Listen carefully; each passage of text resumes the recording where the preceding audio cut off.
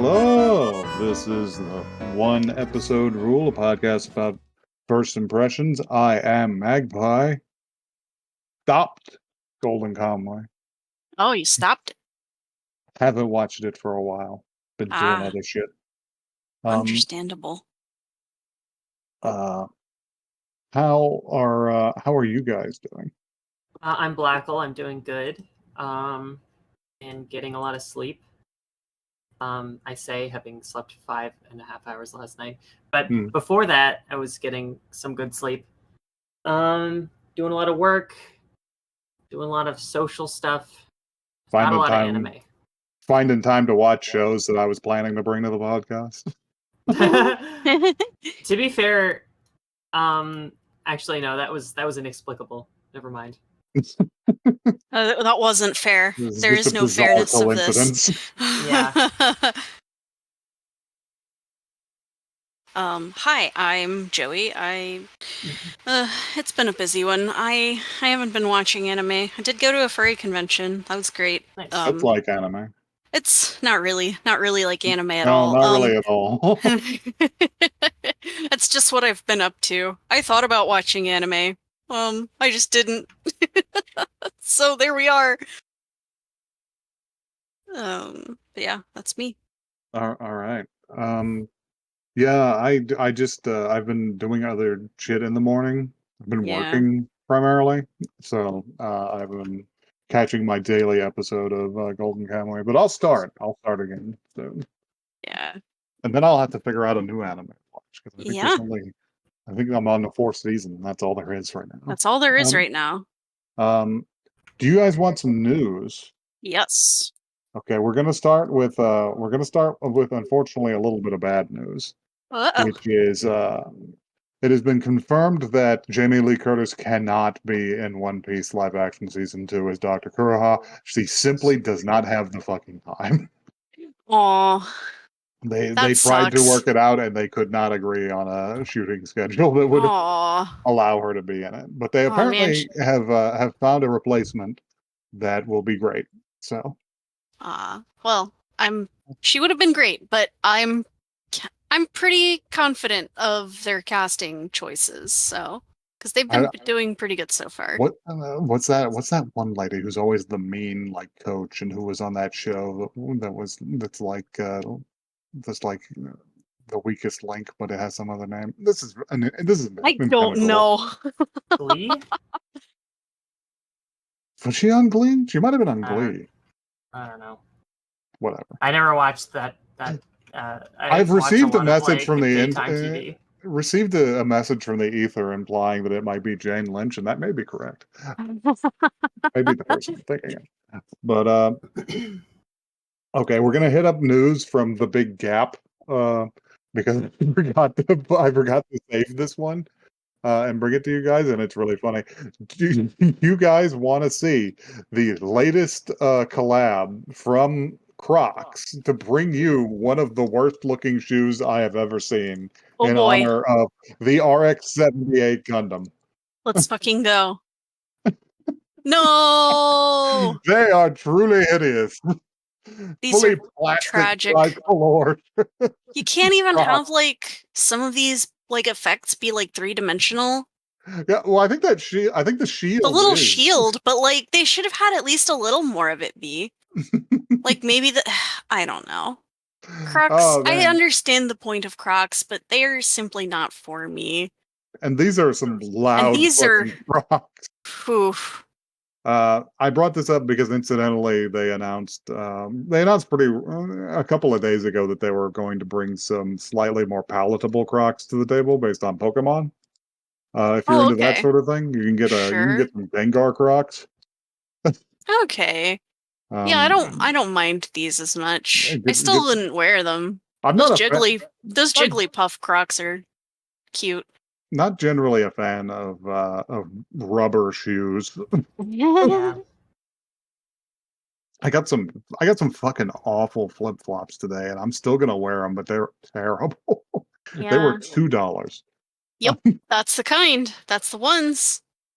And I need them so that I can walk out into the front yard in the morning and water my plants.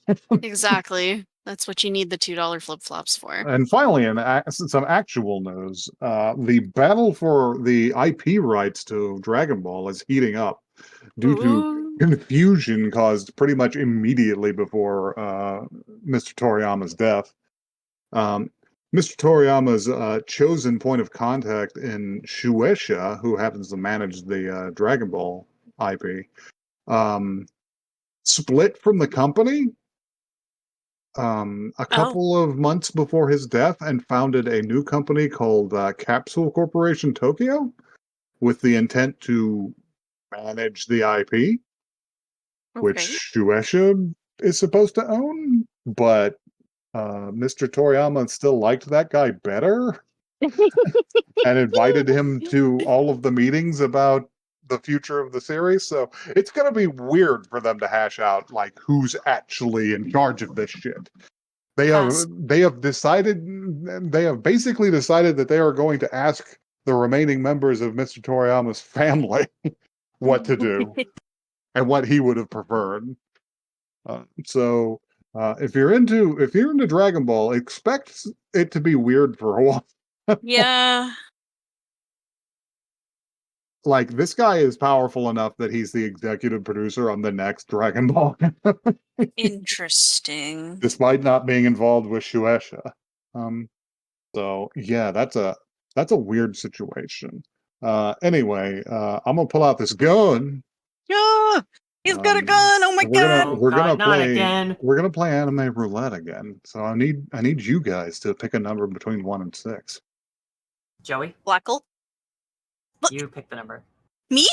Yeah. Oh god! Why do I have to do it? 3. 3. Oh, okay. You picked 3. 3 sounds good. So this time, it's Tales of Wedding Rings. Oh. Tales of Wedding Rings. Tales of Wedding Rings. Ooh, well, it's better than Rings of Tailing Weds. I'm glad that I picked that number. I don't know too much about this one, but if I remember correctly, it has a fragrance on it, so this might be a hell of an episode. Oh boy, okay.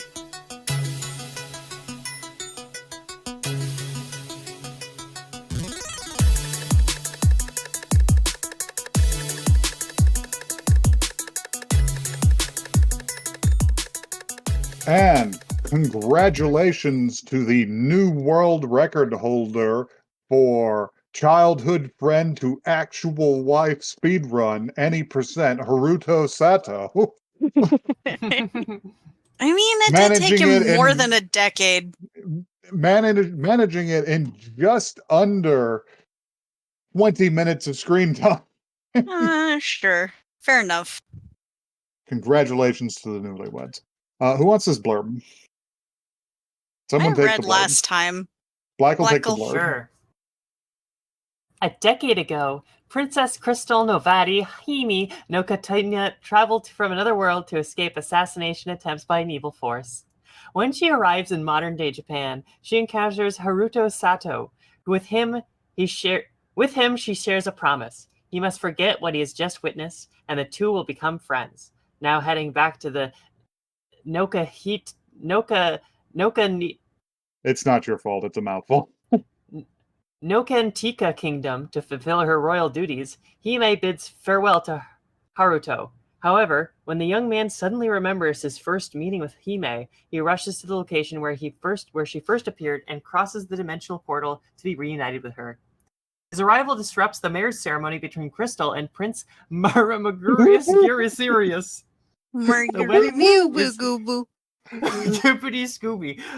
The wedding is brutally interrupted by the attack of an abyss monster who threatens the princess's life. Acting impulsively, Hime decides to exchange rings with Haruto, which grants her new husband light powers that permit him to slay the monster. Now dubbed as the Ring King, Haruto must marry 4 other princesses to acquire the new magical powers and have a chance to prevail against his fight, or in his fight against the enemy of the world, the Abyss King. Oh, they didn't say that. They didn't say that. Do your thing. I mean, we knew that there was going to be some kind of harem elements based on. I mean, if you saw the fucking end credits, you knew. You saw the show. The intro was really funny for me because I was just like, "Oh shit, non-cold open. They're going to do an intro this time. All right, cool." Yeah, this is okay. It's a little titillating, but then we get to the final frame of the intro, and it's that illustration of all of them in bed, and I'm just like, Yeah. oh, they're gonna be mad at me. No, I actually somehow missed that. I think one of my roommates came in and asked me something at that very moment, so I missed it. So like some of this did Surprise. blindside me, not gonna lie. So this is gonna be a weird one because I don't outright hate this immediately. What's wrong with you? It has Right. things we'll discuss. It's got some stuff going for it. It's got some things. I don't know if it can hold up the weight of an additional 3 wives. Yeah. A third wife has struck the anime, yes. The anime. But so we open on we open on a slightly asynchronous scene of and the adult we'll call her Hime because she goes under several names. Her given name is Crystal Novate Hime no Kanatika. Yeah, Her Hime is Japanese fine. name is like Nokono, you know. But yeah. Hime will be fine because that's what he calls her, and also what she calls herself because she's not actually clueless. Which I think is a pretty good character attribute for when she becomes an adult in Japan. Well, not an adult, a teenager. But Yeah.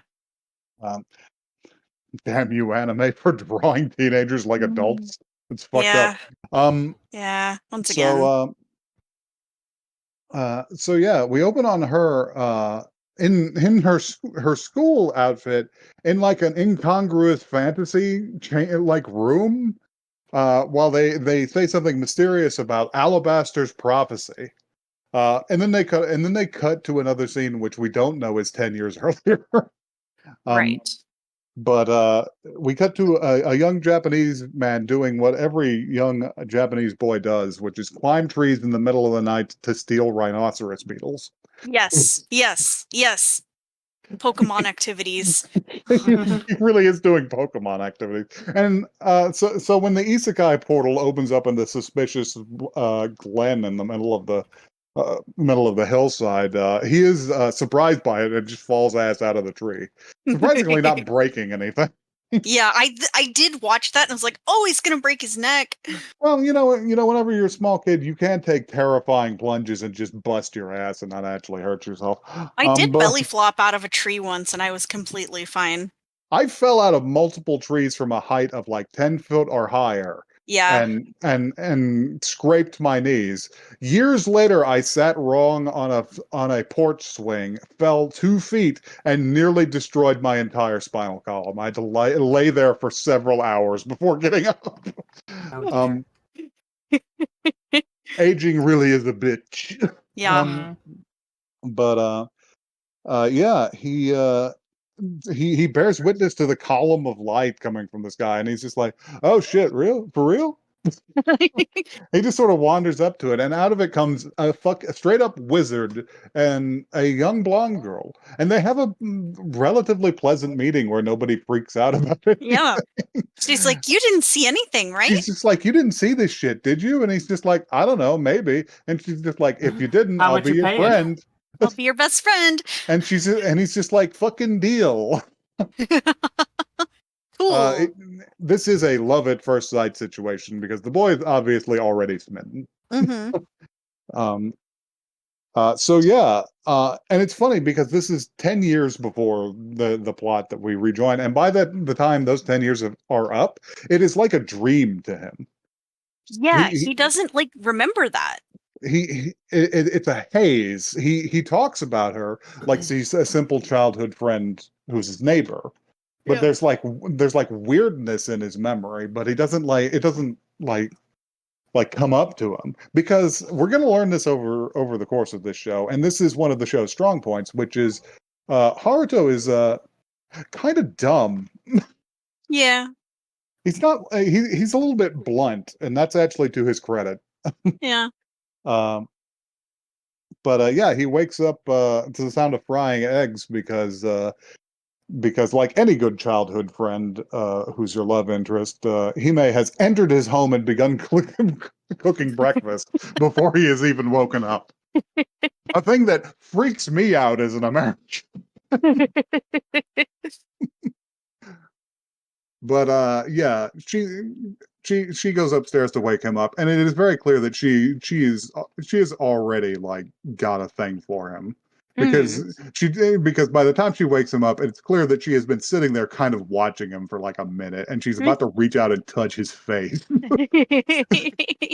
Yeah. It's just like, okay, these two are hopeless for each other. Good for them. But yeah, she wakes him up and she's just like, wow, you cooked breakfast and everything? It's a little early for a feast. And he's just like, it's our last day today. I got excited and got up early. And also she has a secret motive for this. But yeah. But they eat up. He's constantly looking at the pair of rings that she wears on a chain around her neck, and I forget what she says to him at this point that causes him to like boil over. I think he literally just looks at her boobs. Oh yeah, no, he's because he's staring at the rings again, and it's incidentally her ample cleavage. And she reaches out and like touches his face. Oh, a very yeah. like romantic move, and she's just like you got, and then she pulls her thumb back while he's got his mouth hanging agape. She's like, got the rice on your face, and he's just like, oh, I see. And then she eats it off of her thumb, and he's just like, what? Yeah. And she's like, I'm just like, okay, you guys are cute, I guess. Yeah. So they go to school. School is barely a thing, but there is one scene that happens during it, which is Hime gets great grades and shows them off, and immediately brags about it because her assigned character trait is the arrogance, but like appealing. Yeah. She keeps saying, "Well, a princess has to be smart too," and everybody takes it as like a good joke. Right. He's like, oh, you're still on about that princess thing. Oh, you're so funny. Because they're just like, oh yeah, because your name is like Himeno. Yeah. It's like, that's funny. And his dickhead friends, which every isekai protagonist is required to have until they fade away into the background, until they have their humanity stolen from them. Until they're left literally in another world. They won't make it. Listen, this happens to every harem protagonist without the need to enter an isekai. Yeah, true. His friends will simply fade into the background. They are background elements. I'd love to see an anime where it follows the sort of background character of like a harem or isekai. And yeah, like that would be funny. We call this like what would we call it? We call it like harem relationship counselor. Yeah. It's the guy who's just sitting there on the roof with the protagonist eating his lunch, just be like, "How'd you get yourself into this shit, man?" Honestly, someone's probably done this already. You're it's probably fucked, out buddy. there. But yeah, they do give him the speech which he needs to hear, which is, "Hey, you shouldn't get too comfortable with this shit. Like, I'm gonna be alone, and that sucks. But but don't think we don't see you walking to school with Hime every fucking day. And you need to not take that shit for granted and make a move." Yeah, he's like, damn, they're right, He's just though. like, damn, they're actually right, though. And I'm just like, damn, they're actually right, though. Damn, they actually are right, though. Surprisingly useful dickhead friends for this one. Yeah. And he gets a text from her. It's just like, hey, we should go to the summer festival or whatever the fuck. There's always a summer festival. There's always a reason to put on a yukata and look at fireworks. And it's always romantic. So he's just like, maybe I've got a shot actually.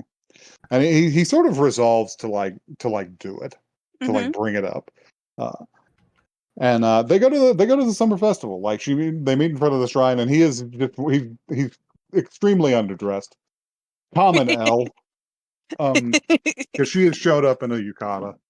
But he makes up for it because he doesn't do the typical protagonist stuff here, because she catches him like looking her over, and she's just like, took your breath away, huh? Ha ha ha ha ha. And he's just like, yeah, actually, kind of.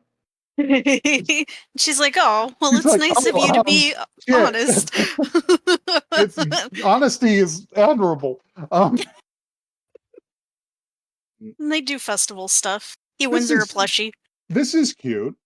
Yeah. He does an impossible ricochet shot to win her a plushie of a sheepdog? Fucking mountain goat? I don't know. Goat? That would be a rad plushie, just a huge, shaggy mountain goat. Yeah, it would kind of rule. But yeah, he like bounces the cork off of like 3 or 4 different things. The corks simply do not have the kinetic energy to do this. I assume he propels it with his love. But and they get some horrendous like fair food that's got like corn dogs with faces on them. Oh god, they were terrible looking. They were like weird little ducks. Horrible little duck things. And she's like, oh, kawaii. And he's just like, really? And yeah, they finally wind up on the same romantic hillside that everybody does if they don't go out on the lake. I've seen too much of this shit. Yeah, I'm becoming a neural net for it. I'm a predictive anime watcher. Yeah, but they're on the hillside, and he's just like, the mood is perfect. I'm gonna tell her, and he goes to, but they start the fireworks, and she's just like, oh, it's beautiful, and he's just like, shit. Yeah, it's beautiful. I'm glad I saw this with you. And they watch it as romantic, and they go home. No, she goes to tell him something. Oh yeah, well, they don't go home. You're making me seem foolish. What if you are I'm foolish? just keeping you honest. That's all. I do not require this. But yeah, she goes to tell him something, which kind of preempts his confession, which is, hey, I'm moving tomorrow. He's just like, what? He's just like, yeah, far away. Goodbye. The implication is I'm never going to see you again. Yeah. And he's just like, oh. And they have another moment whenever they're at their respective homes about to go in, which is it's just like, I'm glad I got to make all of these memories with you. And he's just like, are you sure there isn't anything to be done? And she just sort of ignores him, and he's just like, thank you for all of this setup. And he goes into his house, and he's just like, whoa, man, that fucking sucks. I missed my chance. Yeah. And he's lying there on his bed, and he's just like, he's just thinking about it, and he remembered. And he's just like, did I ever really know who she was, or like where she was from? Like, you said she was going home. Where is that? And he remembers the circumstances of their meeting because of the light that appears outside. There's a light in the heavens, and he's just like, oh shit, that's a magic portal. He's like, oh shit. And he goes out there. and he just sprints for it. He's just like, hey, Hime, don't go. And she's just like, yeah, you remembered, huh? It's just like, well, now you know that I'm not really moving. I have to go home to a different world. She's just like, I'm glad you were my friend and we made all these memories, but I'm getting married today, so you know how it is. I'm a princess after all. And she goes in, and he's just like, well, fuck it. And this is where I developed some actual affection for Haruto as a character, because he doesn't fucking think about it. Yeah. He doesn't bother and have time to get scared. He just charges in. And he ends up in the royal hall. She's about to get married. They're doing a rush marriage because, lo and behold, there's more to it than just a political alliance. Yeah. And she's going to get married to a prince who is he looks sort of rakish. He's sort of a blonde guy. His name is Mamaru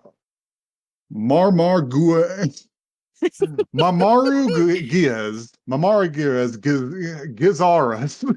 He's a little scam. He's not a little scamp. He's like what he reminds me of is the really severe character who's just like, typical. He's blonde. He's not bad looking, and he wears a sword, and he's clearly prepared to immediately go through with this. Yeah. And Haruto just lands in the middle of this, and they don't even notice him for a second. They're just like, "Yeah, you take this ring," and then somebody goes, "Who is that?" And he goes, "Huh, me?" Come here. Hi, I'm here. And she's just like, "Sano." It's because he called out to her, like on instinct. He's like, and nobody knows what to do for a second. Like even the guards are just like, "Hey, Like, do we need to stab this guy?" Or and funnily enough, like the most important character in this situation has not even noticed that he is here. He is drifting off in the corner. When but they don't have time to really consider this because a fucking demon comes in through the skylight. Literally just looks like a gargoyle's character. It is relatively uninspired monster. Yeah. So they have a bigger problem to deal with. And finally, the old man who was her grandfather in the other world, who is clearly a wizard in this world, is just like, we don't have time for this ceremony. Quick, give him the ring. Give the prince the ring. Yeah. And he gets swatted aside after he looks at Sato and he's just like, Sato. Yeah. There's a great piece of voice acting from this character where he just sort of screams his name at him in confusion. He's like, Sato! Yeah. It's very good. But he gets swatted aside almost immediately. And leaving Hime to figure out what to do. And she's clearly torn because she didn't expect any of this. And she rushes to Sato's side. She lays one on him. Yeah. She gives him a big old smooch. With a big radiating aura of the power of love. And thusly gives him the ring. It's just sort of transported onto him. I guess the kiss did it. And it cuts back to the prince, and the prince does not throw a prince tantrum. Marmar, just like, Marmar is a good guy. Yeah, he's kind of a bro here. Or at least playing the game. Or at least a practical guy. And he's just like, so that's how it is, huh? And he unsheaths his sword and he just throws it to Sato. He's just like, use this. And Sato catches it to his credit, and then he goes, this is really cool. What the fuck am I supposed to do with this? I don't know how to use this, y'all. And then it starts buzzing with like holy light energy, and he's just holding it in front of him. And he's just like, and he looks like he's like, okay, we got something going here. And she's just like, you are the only one who can do something about it. And he's just like, well, if it's between the demon and the girl next door that I'm in love with, I guess if I just swing it in a wide horizontal chop, it'll do the job. And lo and behold, he immediately steps up to the plate and slams one out of the park because he just killed it instantaneously. Yep. And he passes out. Yep. Like you do after you kill something for the first time. But yeah, he wakes up in the royal bedchambers because he's been placed there with Hime. And she's obviously she's waiting around for him to come to, and she's like, "Oh, good, you woke up." And she's like, "Where are we? We're in the royal bedchambers." And he's like, "What?" And he's just like, "Well, we are married." And she's like, "What do you mean we're married?" Just like, "Well, we shared a kiss after all." And he's just like, "Oh yeah." And he gets embarrassed about it, which is cute. And she lays it out for him, which is, yeah, the marriage thing for me is not just like a political alliance or anything. It's I've made you the hero of the kingdom. I had to do this, but I didn't want to marry somebody I didn't know. So I just rushed to you because I knew you. He's like, he's just like, is it just that? But it's clearly not just that. We have some more Yeah, scenes. we'll talk about it. They show him off to the nobles, who are just like, "Who's this dipshit?" And the old wizard man is just like, "Well, we'll suck it the fuck up because he's king." Yeah, he's your ring king. Did you watch the sub or the dub? Because I watched the dub. I watched the I watched sub. the dub. They do call him ring king constantly. He is call him Ring King all Ring the King. time. That is his job title. He is the Ring King. They love saying it a lot. He is the Mandarin. But they show him off, and they're just like, "Well, this is going to ruin the alliance with the Empire that Prince Marmar is from." And Prince Marmar is just like, "The fuck are you talking about? Like, she did her job. She chose someone to fight the Demon King." Yeah. It's just He like, doesn't seem too bad. we have bigger fucking problems than this petty shit. And they kind of give him shit for it because he's like a second prince. Mm-hmm. And I was just like, oh, I kind of see where your pragmatism comes from. Yeah. It's just like you're like second in line for emperor. Right. You weren't the preferred pick, so you've always had to do shit like this. Yeah. And then they're just like, "Hey, we need you to address the people." And he's like, "What?" And they go and present him to the kingdom on a balcony. Now, this is where your typical isekai protagonist would like break or whatever, would like freak out and not be able to do it. But he's there with the girl he secretly loved. Mm-hmm. And he looks down at these people, and these people are just like, Ring King, fuck yeah." So he gets like wrapped up, and he just gets way too enthusiastic. Like I said, there's another good piece of voice acting where he just screams his address at them. Yeah, it's pretty good in the dub too. And He's his like, address, I am here from another world. I'm going to save you all. "I have come from another world to save yours. I am your Ring King." Yeah. Like he's cutting a wrestling promo. And the It's very crowd good. goes wild. They love it. They They eat it the do. fuck up. I was sitting here thinking about like just like, okay, what's the best political address I could come up with off the top of my head? But it's clearly not necessary. Yeah. They're already pumped. Then they immediately get the scene with the bath out of the way. Yeah, they It's got to like do first that one. episode. This has no censorship, by the way, so we do actually see his nipple for a second. I completely missed that, yeah. actually. It is airing on one of those channels where they don't give a shit about this. But yeah, he's in the baths, and she comes in with a towel, and he's just like, whoa, what the fuck? And she's like, "Don't look at me," and throws a bucket at him. And then while they're sitting there in the bath, she's like, "Well, we're technically married. Like, there's no other baths for me to go to. There's no other place for me to like wash myself that's like appropriate for my station in the world." It's just like, don't take it too seriously. Usually these marriages are just for show. And then they have a conversation about how it's definitely not just for show. Because she remembers how he was always the one to protect her in the other world, in the unfamiliar world. Simply because he was a decent person.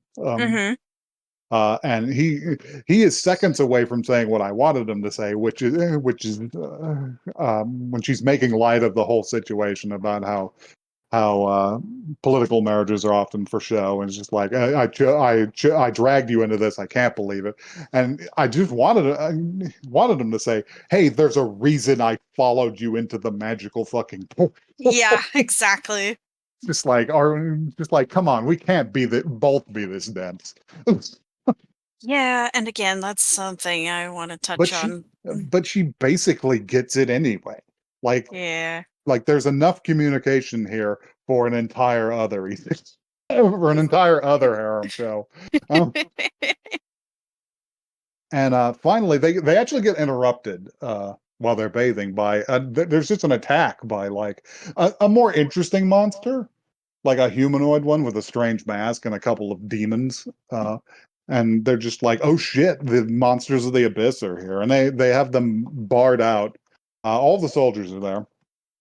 And they're just like, just like, what will we do? And it's just like, oh, the Ring King is here because he showed up because he's taking his job seriously at least. Mm-hmm.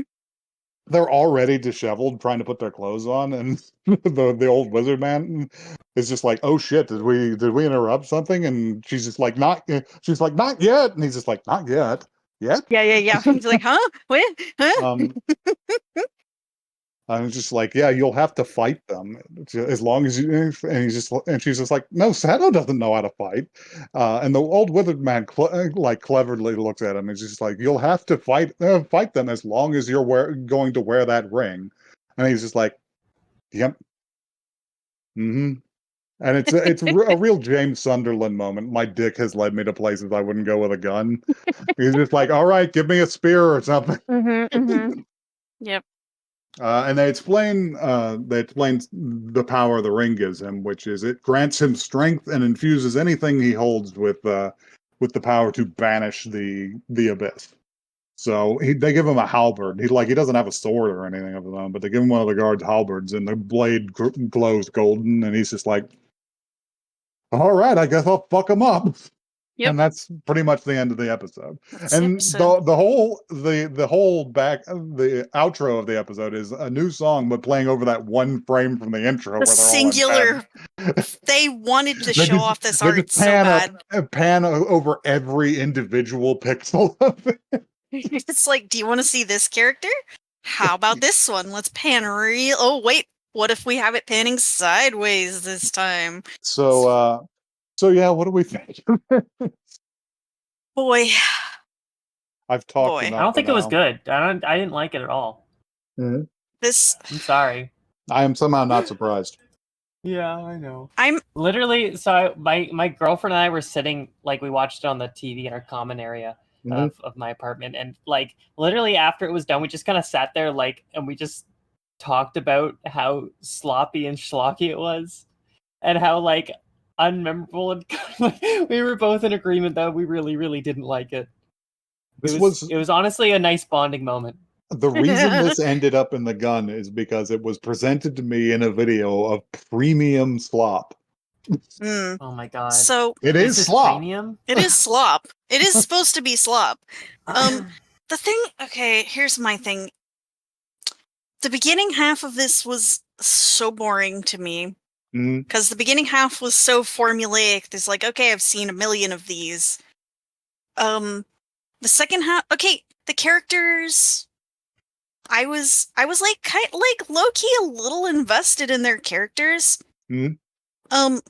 The thing that actually made me mad about this show is like we could have finally had a show where they get to like have their feelings for each other and like just get that out of the way and like have that like out on the table right out front.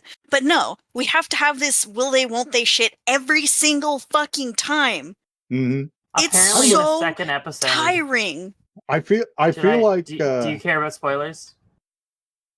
No. Okay, because my girlfriend looked it up. Apparently in the second episode, they do start dating each other properly. Yay. Yeah, Anger subsided a little bit. They're already leagues ahead of your typical romance. Yeah. So the thing is I have some foreknowledge about what the deal is going to be. And if I remember it correctly. And it has some legs in like a fucked up way. Right. So, and I mean the what were we said? The blurb also gave us some spoilers that it gave us some spoilers. I have a little additional information, which is yes, the idea is that he is going to acquire 3 more wedding rings to fill out the rest of his hand. Right. And that's another thing power from each of them. Do you know what I hope happens in this show is that he gets like a full fist of wedding rings. The final blow for him killing the big bad is just punching him in the face. It turns into a brass knuckles. Yeah, that would be very good. Me and my wives hate your fucking vibe. We hate your fucking vibe. That's kind of the direction it seems to be going, because if I remember correctly, the power that is granted to him through this bond is proportionate to how much they actually love him and how much he actually loves them. Okay. Right. So he must cultivate. Yeah. Right. The dates are mandatory. Right. Right. Like, okay, it still would have been like, I am glad to hear that they get together in episode 2. That is refreshing in an anime that does this like for entire seasons, where it kind of drives me crazy and I'm a little tired of it.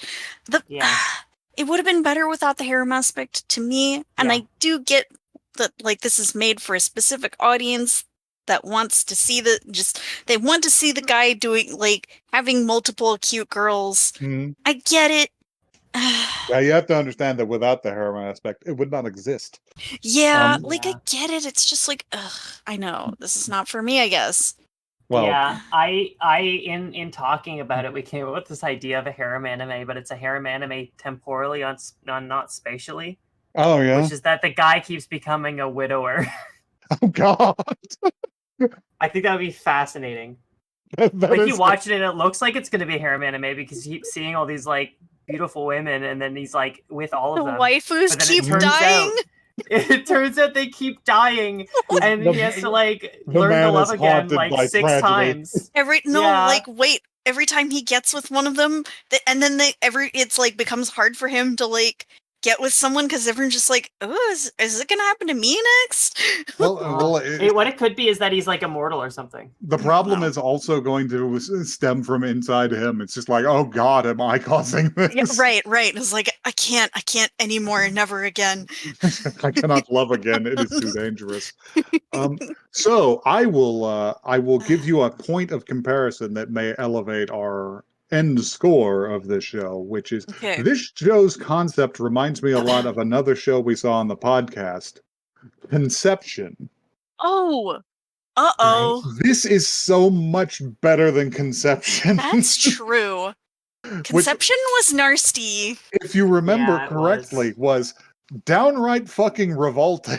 Yeah, this was at least like refreshingly like nice. It had a dumb guy. It has a dumb guy in it, and you always kind of want to see a dumb guy love someone. Yeah, but also like respectfully. He loves her respectfully. Yeah. I think that to me, the reason why I don't like it is that it's like it's just really not for me, and it's not bad in an interesting way. Mm-hmm. Sure. I think it's just like the animation's poor and the pacing's bad. And like I think I just didn't like it for like really boring reasons. Yeah, I get that. Versus Conception, where it was like I hate this morally. Yeah, this is morally offensive to me. Right. I don't actually remember the animation. Like, it doesn't stand out in my mind. It wasn't great, but it had a gross texture over top of it. I think they try to like add to anime to make it look more visually interesting, but it just kind of ends up making it look like they spilled tea on it. If I had to say the positive aspects of this were just in character design and voice acting, because the guy is relatively generic, although he's leaning towards Gojo, which is all right. Yeah. Not the other Gojo, not the one you're thinking about. Yeah, no, the dress up Gojo, I believe. And you've got a blonde girl who's just like, oh, she's cute, I guess. Yeah. She's actually giving Marin, but well, yeah, a little bit. But anyway, if you would like to grant us power through your love, you can do that at oneepisodecast@gmail.com. That is one the word, not the number. I'm afraid my heart is already taken, but like if you want to tweet us as friends, you can do that at oneepisodecast. We are on Twitter and Blue Sky. Any declarations of love will have to be considered collectively, you understand? Yes, exactly. All of us individually are already... Yeah.